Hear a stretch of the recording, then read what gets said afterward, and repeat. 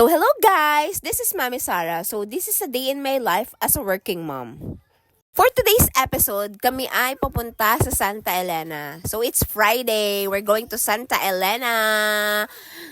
See you in a bit, Santa Elena. We're going to Santa Elena because we're going to have a meeting dun sa owner ng funeral homes sa Santa Elena. That's why we're going there.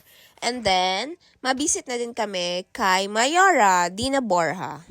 It all because sa aking boss na si Kong Josie Baning Talyado, kaya ako pumunta ng Santa Elena and in behalf of my boss. Then, tinakil namin yung mga gagawin namin starting Monday until 26, 27, 28, 29 kasi magpe-pay out sa Santa Elena nung cash assistance para sa mga fisher folks. Yun po ang project ng aming Kong Josie Baning Talyado this coming week. Pag may payout, kailangan naming magreso ng mga papel na kakailanganin sa araw ng payout. So, thank you Ate Joelyn for helping me na matapos yung mga papel na ireso. So, madami nang nangyari, nakauwi na ako, and then, yung mga anak ko is sinama ko na pumunta kay daddy kasi nagpipilit silang pumunta sa ama nila. So, nag-visit kami sa store. Excited na excited si JK, tuwan-tuwa siya. So, ayun na, malapit na kami. So, eto na, nakarating na kami.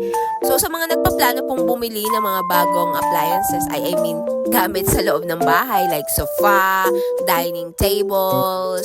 So, located po ito sa may Travelers. Papunta po ng munisipyo ng Daet. Along National Highway, papunta ng Basud. So, bago kami umuwi, kami po muna ay kakain na sa labas. Naisipan namin kumain sa J-Bones kasi only rice. Sulit yung bayad mo.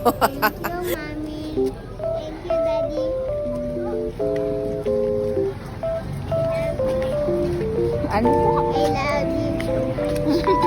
Ang sweet naman ni ate. Ito yung masaya eh. Kung kahit sa maliit na bagay, marunong silang mag-appreciate at magpasalamat. So, ito na nga. Nandito na kami sa loob. So, tuwang-tuwa si JK and then si Sky kasi nakakita sila ng fish daw.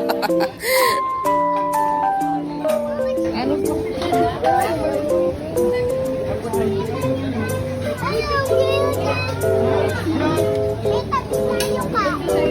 Tuwang-tuwa talaga si JK dun sa mga isda.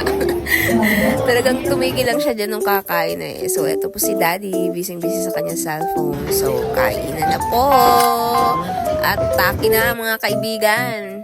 Sa mga oras na to, ramdam ko na yung pagod nung maghapon, simula kaninang umaga hanggang ngayong gabi. Pero yung ganitong moment na sama-sama kami, kumakain, ang saya. Sobrang saya. So, ito po, natapos na kami kumain, then pauwi na. So, masaya yung mga bata. Ganon din kami. Kasi pagdating namin ng bahay, hindi na kami magluluto. Tutulog na lang. Tamad ira, mga kaibigan. So, hanggang dito na lang po. Maraming salamat. See you on my next video. Paalam!